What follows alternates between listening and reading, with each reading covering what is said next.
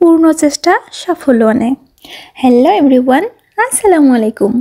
আবার চলে আসলাম আপনাদের সাথে একটা গল্প শেয়ার করতে, রান্না করতে করতে। আপনারা রান্নাটা দেখুন, আমি গল্পটা শোনাচ্ছি। একবার দুই বন্ধু রাজু এবং সাজু গ্রাম থেকে দূরে খেলতে এসেছে। রাজুর বয়স ছিল 5 বছর আর সাজুর বয়স 7 বছর। তারা একটি পুরনো কূপের পাশে খেলছিল। এমন সময় খেলতে খেলতে 7 বছর বয়সী রাজু কূপের মধ্যে পড়ে যায়। আর তখন 5 বছরী সাজু ওখানে ছিল। সে দেখছিল, কি করবে বুঝতে পারে না, কারণ আশেপাশে কেউ নেই। তখন সেখানে ছিল একটা বালতি এবং রশি, কূপের থেকে যে পানি তোলার জন্য ইউজ করে সেটা। তো কূপে পড়ে যাওয়া বয়সে ছেলেটি বড় ছিল, রাজুর চেয়ে অনেক বেশি ভারী ছিল।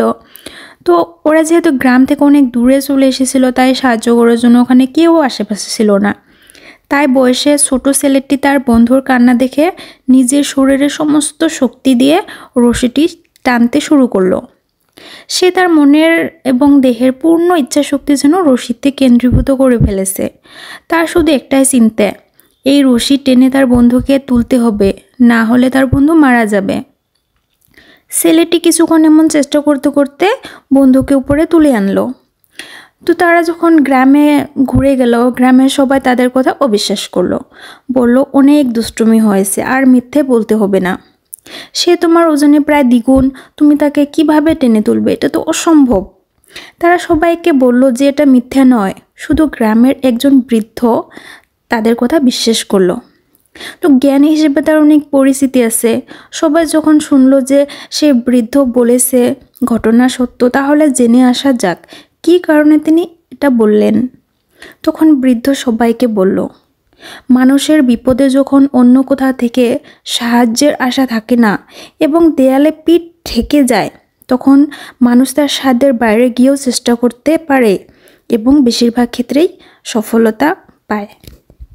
ঘটনাটা থেকে আমরা অনেকটা শিক্ষা পাই যে আমরা যখন দেখি যে আমাদের সাহায্য করার মতন কোনো রাস্তা নেই, কোনো মানুষ আমাদের পাশে নেই, তো তখন আমরা আমাদের সাধ্যর চেয়ে অনেকটা বেশি চেষ্টা করি এবং চেষ্টার ফলে আমরা সফলতা পাই।